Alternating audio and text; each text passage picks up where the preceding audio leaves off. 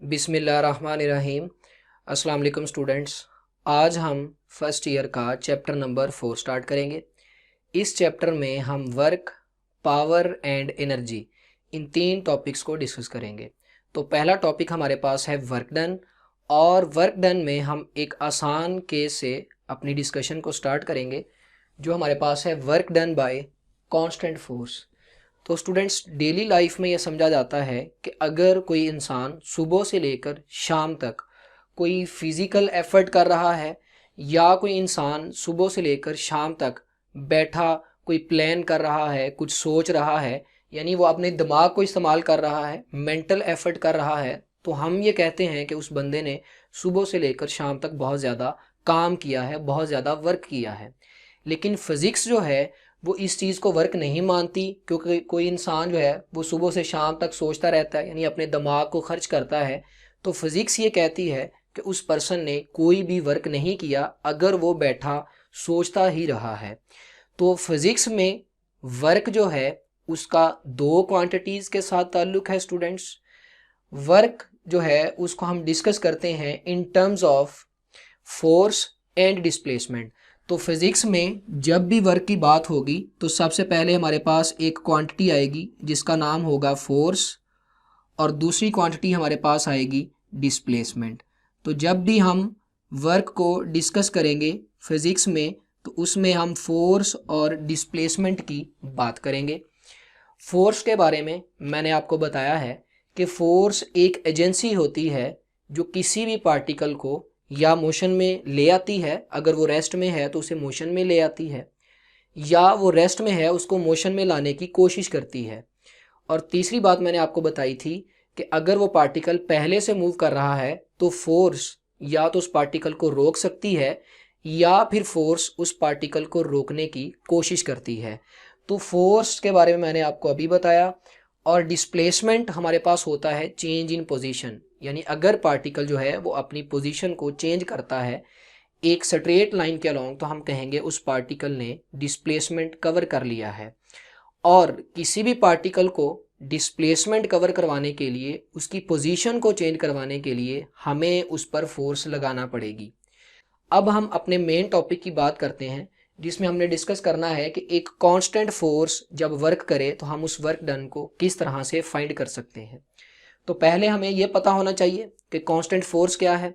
तो फोर्स का मैंने अभी आपको बताया स्टूडेंट्स, फोर्स एक वेक्टर क्वांटिटी है, और वेक्टर में दो चीज़ें होती हैं। नंबर एक, वेक्टर की मैग्नीट्यूड, नंबर टू, वेक्टर की डायरेक्शन। तो अगर किसी भी फोर्स की मैग्नीट्यूड चेंज हो जाए या उसकी डायरेक्शन चेंज हो जाए या दोनों चेंज हो जाएं तो उसे हम वेरिएबल फोर्स बोलते हैं।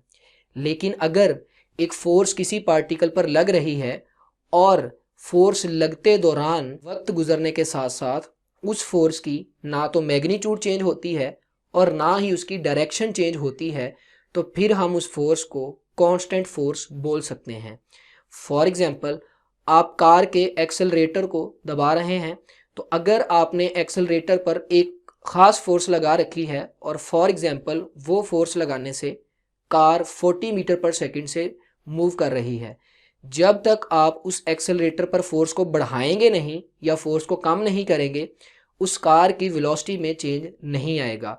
उसकी रीज़न ये है कि उस पर एक कांस्टेंट फोर्स लग रही है, उसकी मैग्नीट्यूड चेंज नहीं हो रही।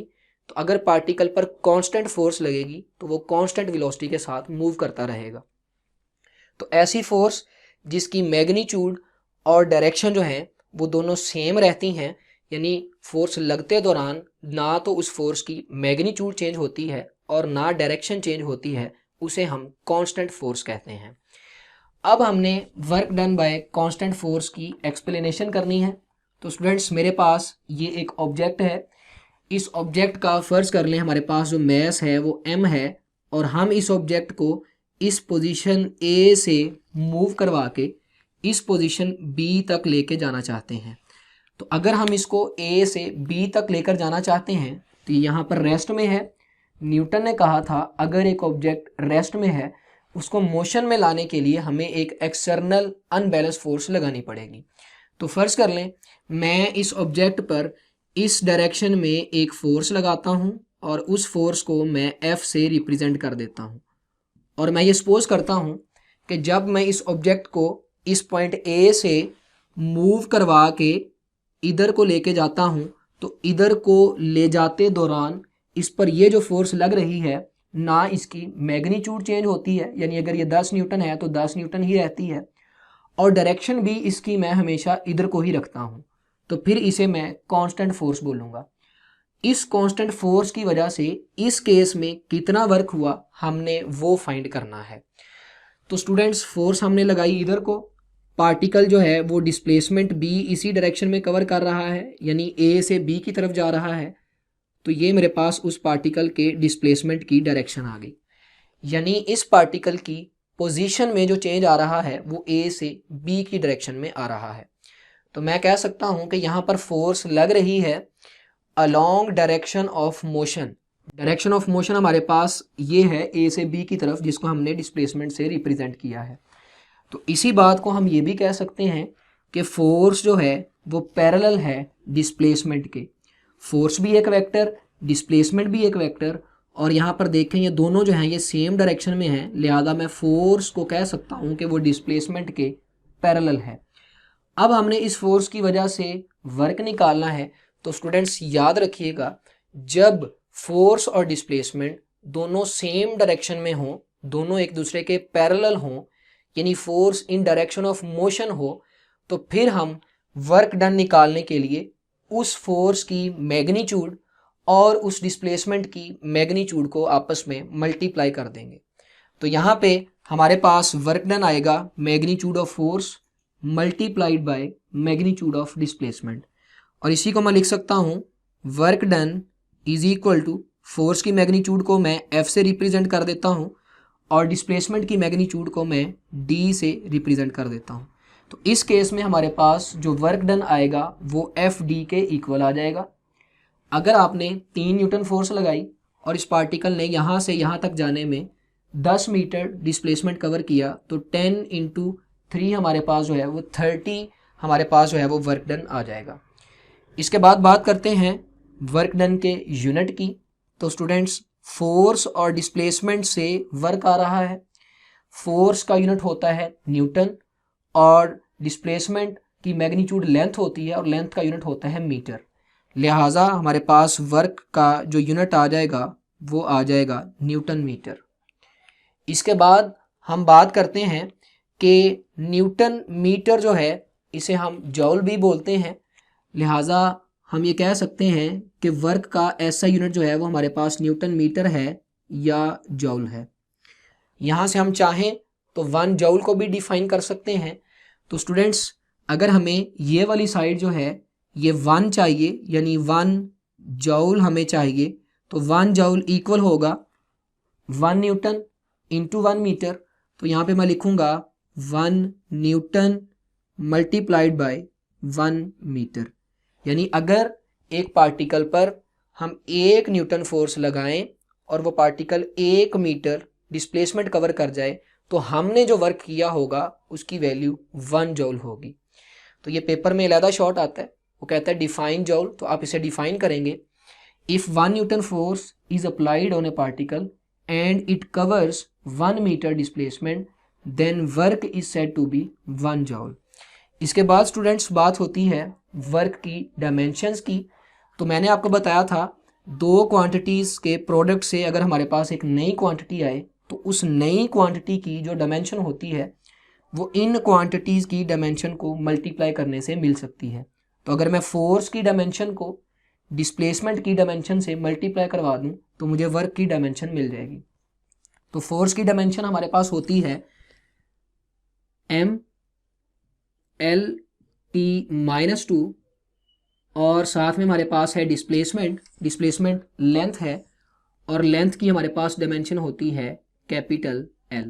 तो यहाँ से अगर इन दोनों को इकट्ठा कर लें तो हमारे पास वर्क की डायमेंशन आ जाएगी ML² और साथ में यहाँ पे आ जाएगा T-2। तो ये हमारे पास जो है वो वर्क की डायमेंशन होगी। तो स्टूडेंट्स ये हमने वो वाला केस डिस्कस किया जिसमें फोर्स और डिस्प्लेसमेंट दोनों सेम डायरेक्शन में होते हैं, यानी जिस डायरेक्शन में पार्टिकल जाता है उसी डायरेक्शन में उस पर फोर्स लग रही होती है। लेकिन क्या ऐसा पॉसिबल है कि हम इसी ऑब्जेक्ट को यहाँ से यहाँ तक लेकर जाएं, लेकिन ये फोर्स जो है ये हॉरिजॉन्टल डायरेक्शन में ना हो, बल्कि ये फोर्स जो है ये हॉरिजॉन्टल एक्सिस के साथ कोई ना कोई एंगल थीटा बना रही हो। हॉरिजॉन्टल एक्सिस से मुराद डिस्प्लेसमेंट भी हॉरिजॉन्टल एक्सिस में है, तो मैं कह सकता हूँ कि ये फोर्स जो है वो इस डिस्प्लेसमेंट के साथ कोई एंगल थीटा बनाएगी। यहाँ पर फोर्स और डिस्प्लेसमेंट के दरमियान जो एंगल थीटा है उसकी वैल्यू 0 है। अब हम उस केस को डिस्कस करेंगे जिसमें फोर्स जो है वो डिस्प्लेसमेंट के पैरेलल नहीं होती। तो स्टूडेंट्स मेरे पास वही ऑब्जेक्ट है और इसको हमने पोजीशन ए से पोजीशन बी तक लेकर जाना है। तो इसका डिस्प्लेसमेंट जो है वो इस डायरेक्शन में होगा, ये हमारे पास आ जाएगा डिस्प्लेसमेंट। और मैं सपोज करता हूँ कि यहाँ पर इस पार्टिकल पर जो फोर्स लग रही है वो इस डायरेक्शन में है, यानी कि अब ये फोर्स F जो है ये इस डिस्प्लेसमेंट के साथ ये वाला एक एंगल थीटा बना रही है। तो अब इस केस में हम वर्क कैसे फाइंड करेंगे स्टूडेंट्स? पहले तो फोर्स और डिस्प्लेसमेंट पैरेलल थे, हमने दोनों की मैग्नीट्यूड को मल्टीप्लाई कर दिया, हमें वर्क मिल गया। इस केस में स्टूडेंट्स जब फोर्स और डिस्प्लेसमेंट एक दूसरे के पैरेलल ना हो, यानी फोर्स डिस्प्लेसमेंट की डायरेक्शन में ना हो, तो फिर हम इस फोर्स की प्रोजेक्शंस बना लेते हैं। एक प्रोजेक्शन आएगी डी के अलोंग और एक प्रोजेक्शन जो है वो डी के परपेंडिकुलर आएगी। इसी तरह हम चाहें तो हम फोर्स की बजाय डिस्प्लेसमेंट की प्रोजेक्शंस बना सकते हैं। डिस्प्लेसमेंट की एक प्रोजेक्शन फोर्स के अलोंग आएगी और दूसरी प्रोजेक्शन जो है वो फोर्स के परपेंडिकुलर होगी। तो अगर मैं यहाँ पर फोर्स की प्रोजेक्शंस बनाता हूँ तो मैंने आपको बताया है जिस वेक्टर की प्रोजेक्शंस बनानी हो वहाँ से हम दूसरे वेक्टर पर परपेंडिकुलर ड्रा कर लेते हैं। तो फोर्स के हेड से ये परपेंडिकुलर इस वेक्टर डी पर आ जाएगा। हमारे पास थीटा के सामने वाला ये वाला जो कंपोनेंट है इसको हम एफ साइन थीटा बोलेंगे। थीटा के सामने होता है साइन, फोर्स की प्रोजेक्शन बनाई है तो एफ साइन थीटा आ जाएगा। और थीटा के साथ हमारे पास ये वाली लेंथ जो है ये हमारे पास होगी एफ कॉस थीटा। थीटा के साथ होता है कॉस और एफ की हमने प्रोजेक्शन बनाई है तो इसको मैं एफ कॉस थीटा बोल सकता हूँ। अब स्टूडेंट्स दो प्रोजेक्शंस आई, एक एफ कॉस थीटा और एक एफ साइन थीटा। इनमें जो एफ कॉस थीटा है उसको देखें, उसकी डायरेक्शन जो है वो डिस्प्लेसमेंट के अलोंग है और जो एफ साइन थीटा है वो डिस्प्लेसमेंट के परपेंडिकुलर है। और हमने वो फोर्स लेनी थी जो डिस्प्लेसमेंट की डायरेक्शन में हो। लिहाजा यहाँ पर इस केस में हमारे पास जो वर्क है वो क्या होगा, वो वर्क हमारे पास आ जाएगा फोर्स के उस कंपोनेंट की मैग्नीट्यूड जो डिस्प्लेसमेंट के अलोंग है। तो फोर्स का वो वाला कंपोनेंट जो डिस्प्लेसमेंट के अलोंग है उसकी मैग्नीट्यूड हमारे पास एफ कॉस थीटा है। तो मैं मैग्नीट्यूड ऑफ फोर्स की जगह पे लिखूंगा एफ कॉस ऑफ थीटा और साथ में मेरे पास यहाँ पे आ जाएगी मैग्नीट्यूड ऑफ डिस्प्लेसमेंट। और इस इक्वेशन को मैं कुछ ऐसे भी लिख सकता हूँ कि ये मेरे पास आ जाएगा एफ कॉस थीटा और डिस्प्लेसमेंट की मैग्नीट्यूड को मैं डी से रिप्रेजेंट कर लूँगा। तो यहाँ पे हमारे पास जो है वो इस फार्मूला को यूज़ करके वर्क निकाला जा सकता है जब फोर्स और डिस्प्लेसमेंट बिल्कुल एक दूसरे के पैरेलल ना हो। तो इस एफ कॉस थीटा को हम बोलेंगे component of force along displacement, यानी एफ कॉस थीटा फोर्स का वो कंपोनेंट जो है वो डिस्प्लेसमेंट के अलोंग है और उसको हम मल्टीप्लाई करवा देंगे मैग्नीट्यूड ऑफ डिस्प्लेसमेंट के साथ, तो यहाँ पे डिस्प्लेसमेंट वेक्टर आ जाएगा। अब स्टूडेंट्स हमने चैप्टर नंबर 2 में एक टॉपिक पढ़ा था स्केलर प्रोडक्ट, कि अगर दो वेक्टर्स का हम प्रोडक्ट करें और हमारे पास एक स्केलर क्वांटिटी आए तो उसे हम स्केलर या डॉट प्रोडक्ट बोलते हैं। और उसमें हमने ये सीखा था कि अगर हमारे पास दो वेक्टर्स ए और बी हों, इनका हम डॉट प्रोडक्ट करें तो इनका हम लिखते हैं फर्स्ट वेक्टर की मैग्नीट्यूड, सेकेंड वेक्टर की magnitude and cos of theta, where theta is the angle between A and B. यहाँ पर हमारे पास एक फोर्स है और एक डिस्प्लेसमेंट है और इनके साथ है कॉस थीटा और थीटा एंगल है फोर्स और डिस्प्लेसमेंट के दरमियान। लिहाजा मैं इस इक्वेशन को लिख सकता हूँ कि ये इक्वल होगी एफ, ए वेक्टर की जगह हमारे पास एफ आ जाएगा और बी वेक्टर की जगह हमारे पास डिस्प्लेसमेंट आ जाएगा। यानी मैंने ये वाला कॉन्सेप्ट जो है वो इस इक्वेशन पर लगाया है। दो वेक्टर्स की मैग्नीट्यूड के साथ अगर कॉस थीटा आ रहा है तो उसे हम उन दोनों वेक्टर्स के डॉट प्रोडक्ट की फॉर्म में लिख सकते हैं। तो हमारे पास वर्क आ जाएगा एफ डॉट डी, लिहाजा हम वर्क को डिफाइन कर सकते हैं dot product of force and displacement is called work. अभी आपको बताया कि दो वेक्टर्स का अगर डॉट प्रोडक्ट हो तो एक स्केलर क्वांटिटी आती है, तो फोर्स भी एक वेक्टर है, डिस्प्लेसमेंट भी एक वेक्टर है, तो इनके डॉट प्रोडक्ट से हमारे पास एक स्केलर क्वांटिटी आएगी।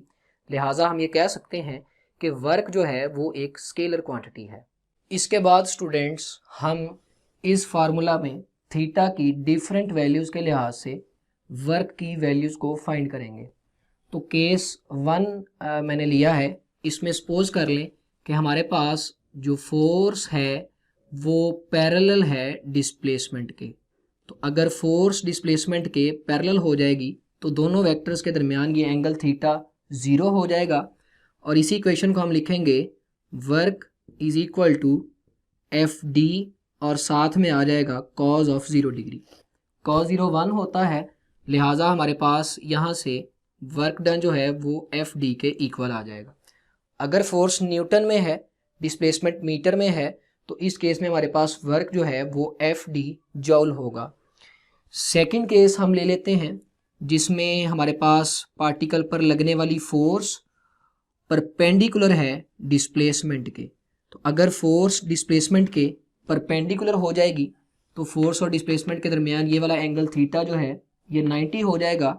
लिहाजा हम इसे लिखेंगे work done is equal to F D और कॉस थीटा की जगह हमारे पास आ जाएगा 90। कॉस 90 स्टूडेंट्स 0 होता है, तो वो 0 इस सारी टर्म को 0 कर देगा, तो इस केस में हमारे पास वर्क डन जो है वो 0 आ जाएगा। इसी तरह स्टूडेंट्स अगर हम चाहते हैं कि वर्क को 0 करना है तो एक तो हमें ये तरीका मिला कि हम फोर्स को डिस्प्लेसमेंट के परपेंडिकुलर लगा देंगे। दूसरा तरीका हमारे पास ये हो सकता है कि हम ये वाली जो d है, जो डिस्प्लेसमेंट है, इसे 0 कर दें। यानी कि आप पार्टिकल पर फोर्स लगा रहे हो लेकिन वो पार्टिकल मूव ही ना कर रहा हो। अगर पार्टिकल मूव नहीं कर रहा, उसकी पोजीशन में चेंज नहीं आएगा, हमारे पास डिस्प्लेसमेंट की वैल्यू 0 होगी। तो जब डिस्प्लेसमेंट 0 होगा, थीटा चाहे जो मर्जी हो, फोर्स चाहे जो मर्जी हो, हमारे पास वर्क डन फिर भी 0 आ जाएगा। तो इसको हम कहते हैं कि वर्क डन 0 करने के लिए हमारे पास दो तरीकाकार हैं। एक तरीकाकार ये है कि हम डिस्प्लेसमेंट को 0 कर दें, थीटा चाहे जो मर्जी हो, फोर्स चाहे जितनी मर्जी हो, पार्टिकल पर वर्क नहीं होगा। फॉर एग्जांपल आप सुबह से लेकर शाम तक एक दीवार को धक्का लगाते रहते हैं, तो आप फोर्स तो लगा रहे हैं लेकिन वो दीवार जो है वो मूव नहीं कर रही, यानी डिस्प्लेसमेंट की वैल्यू 0 है। तो अगर डिस्प्लेसमेंट 0 होगा तो हमारे पास वर्क डन जो है वो 0 आ जाएगा। सेकेंड केस, आप पार्टिकल पर फोर्स भी लगा रहे हैं और डिस्प्लेसमेंट भी कवर हो रहा है लेकिन फिर भी वर्क की वैल्यू 0 है। इट मीन्स फोर्स और डिस्प्लेसमेंट के दरमियान जो एंगल है वो 90 हो चुका है। तो स्टूडेंट्स अगर हमने एक पेल पकड़ी हो पानी की और हम उस पेल को इस डायरेक्शन में फोर्स लगा रहे हो ऊपर को, हम पेल को जब पकड़ेंगे तो हम ऊपर की तरफ फोर्स लगा रहे होंगे अपने आर्म के थ्रू। हम उस पेल को लेकर ऐसे होल्ड करके अगर इस डायरेक्शन में मूव करते हैं तो हमारे पास डिस्प्लेसमेंट इस डायरेक्शन में है, फोर्स इस डायरेक्शन में है, तो दोनों के दरमियान एंगल 90 आ जाएगा। तो इस केस में हमारे पास जो वर्क डन है वो दोबारा से 0 हो जाएगा। तो दो केस मैंने आपको बताए मिनिमम वर्क के। मिनिमम वर्क हम इसे बोलते हैं कि जब हमारे पास वर्क डन जो है वो 0 हो तो इसे हम मिनिमम वर्क बोलते हैं, और जब हमारे पास फोर्स और डिस्प्लेसमेंट की मैग्नीट्यूड मल्टीप्लाई करवाने के बाद वर्क आए तो इसे हम मैक्सिमम वर्क बोलते हैं। तो मिनिमम वर्क के लिए मैंने आपको दो एग्जांपल्स बताई, एक मैंने बताई पेल वाली और एक मैंने बताई आपको वॉल वाली।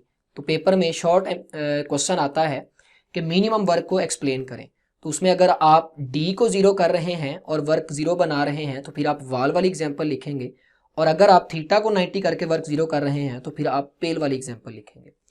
लास्ट में हमारे पास आ जाता है केस 3। इसमें हम ये बात कर लेते हैं कि हमारे पास जो थीटा है फोर्स और डिस्प्लेसमेंट के दरमियान वो 180 डिग्री हो जाता है। तो स्टूडेंट्स अगर फोर्स और डिस्प्लेसमेंट के दरमियान एंगल 180 हो जाएगा तो तो इस फार्मूला को हम लिखेंगे work is equal to F D और साथ में आ जाएगा कॉज ऑफ 180। कॉज 180 -1 होता है, लिहाजा हमारे पास इस केस में वर्क आ जाएगा माइनस एफ डी। अब यहाँ पे ये माइनस साइन हमें क्या बताता है स्टूडेंट्स? वर्क तो एक स्केलर क्वांटिटी है और मैंने आपको बताया है स्केलर कभी भी नेगेटिव नहीं हो सकता। तो यहाँ पे ये माइनस साइन हमें क्या बता रहा है? एक ये माइनस साइन तो हमें ये बता रहा है कि फोर्स और डिस्प्लेसमेंट जो है ये दोनों अपोजिट डायरेक्शन में है, इसीलिए हमारे पास एंगल थीटा जो है वो 180 है। दूसरा मेन बात, इस केस में जब वर्क डन नेगेटिव होगा तो हम कहेंगे कि पार्टिकल की एनर्जी में डिक्रीज आ रहा है। स्टूडेंट्स, जब भी हम किसी पार्टिकल पर फोर्स लगाते हैं और उसे मूव करवाते हैं तो हम असल में उसे एनर्जी प्रोवाइड करते हैं, लेकिन अगर एक पार्टिकल मूव कर रहा हो इधर को, हम उसे आगे से रोकना शुरू कर दें तो हम उसकी एनर्जी को डिक्रीज कर रहे होंगे। तो पार्टिकल ऐसे जा रहा था, डिस्प्लेसमेंट इधर को और फोर्स इधर को होगी, तो हमारे पास जो एंगल है वो 180 हो जाएगा और वर्क जो है वो नेगेटिव आएगा। यानी हम ये कह सकते हैं कि जब वर्क पॉजिटिव होगा यानी मैक्सिमम होगा तो इस केस में हमारे पास जो है वो पार्टिकल की एनर्जी में इंक्रीज आ रहा होगा, और अगर हमारे पास फोर्स डिस्प्लेसमेंट के अपोजिट डायरेक्शन में हो जाती है तो इस केस में हमारे पास पार्टिकल की एनर्जी में डिक्रीज आ रहा होगा। लास्ट पे हम work done by constant force को ग्राफिकल मेथड से डिस्कस करते हैं।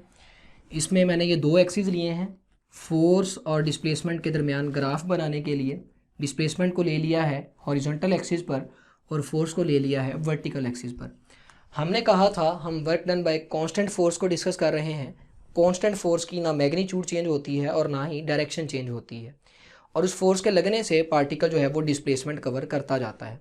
तो फर्ज कर लें इस केस में हमारे पास जो फोर्स की वैल्यू है वो ये वाली है, कोई एक कांस्टेंट वैल्यू होगी, चाहे आप इसको फॉर एग्जांपल 10 न्यूटन सपोज कर लें या आप कह लें कि हमारे पास 20 न्यूटन है, कोई एक वैल्यू होगी इसकी, यानी कि फोर्स यही लग रही है। अगर मैं 10 न्यूटन ले लेता हूँ तो फोर्स 10 न्यूटन ही लगेगी और पार्टिकल जो है वो डिस्प्लेसमेंट कवर करता जाएगा। तो फोर्स स्टूडेंट 10 न्यूटन ही लग रही है और पार्टिकल डिस्प्लेसमेंट कवर करता जा रहा है, यानी इस पॉइंट पर हमारे पास डिस्प्लेसमेंट की वैल्यू ये है, फोर्स 10 न्यूटन लग रही है, पार्टिकल और डिस्प्लेसमेंट कवर कर रहा है यानी डिस्प्लेसमेंट बढ़ रहा है। फोर्स उतनी ही लग रही है, पार्टिकल और डिस्प्लेसमेंट कवर कर रहा है। तो यहाँ से हमारे पास फोर्स और डिस्प्लेसमेंट के दरमियान एक स्ट्रेट लाइन आ जाएगी जो कि डिस्प्लेसमेंट एक्सिस के पैरेलल है। अब अगर हम ये पता करना चाहें कि ग्राफिकल मेथड से हम कैसे पता कर सकते हैं कि कितना वर्क हुआ, तो स्टूडेंट्स ये हमारे पास एक रेक्टेंगुलर शेप बन रही है। अगर हम इस रेक्टेंगुलर शेप का ये वाला एरिया फाइंड कर लें तो हमें जो है ये पता लग सकता है कि इस केस में इस फोर्स ने कितना वर्क किया। तो जब भी आपने फोर्स डिस्प्लेसमेंट ग्राफ बनाना है और उसका एरिया फाइंड कर लेना है तो वो एरिया आपको वर्क डन बताएगा। तो यहाँ पे हमारे पास ये एरिया जो है वो एरिया रेक्टेंगल का होगा। मैं एरिया ऑफ रेक्टेंगल का फार्मूला लगाऊंगा तो मुझे वहाँ से एरिया मिलेगा और उसी एरिया को मैं वर्क बोलूँगा।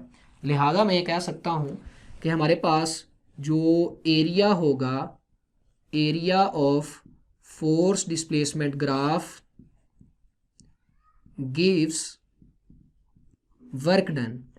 अगर हम एरिया निकाल लें फोर्स डिस्प्लेसमेंट ग्राफ का तो हमें वहाँ से वर्क पता लग जाएगा।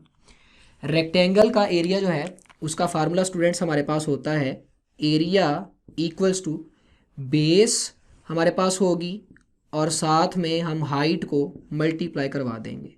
किसी भी रेक्टेंगल का एरिया निकालना हो तो उसका फार्मूला है बेस इंटू हाइट। यहाँ पे हमारे पास जो हाइट है उधर हमने फोर्स को लिया हुआ है, लिहाजा हाइट की जगह पे फोर्स आ जाएगी, और बेस हमारे पास ये है रेक्टेंगल की और ये हमारे पास डिस्प्लेसमेंट है, यानी डिस्प्लेसमेंट की मैग्नीट्यूड को हम ले लेंगे। लिहाजा यहाँ पे हमारे पास जो एरिया है वो एरिया आ जाएगा, हाइट की जगह पे फोर्स और बेस की जगह पे डिस्प्लेसमेंट आ जाएगा, यानी एफ़ और डी को अगर मल्टीप्लाई कर दें तो हमें एरिया मिल जाएगा। और स्टूडेंट्स एफ़ और डी जो हैं हमने ये सीखा था कि ये वर्क के इक्वल होते हैं, लिहाजा यही एरिया जो है हमें वर्क बता सकता है। तो अगर आपने फोर्स डिस्प्लेसमेंट ग्राफ का एरिया फाइंड कर लिया है, चाहे वो जैसी भी शेप है, उसके कोरेस्पॉन्डिंगली हम फार्मूला लगाएंगे, हमारे पास एरिया आएगा। वो एरिया हमें उस केस में फोर्स ने जितना वर्क किया होगा उसकी वैल्यू बता सकता है।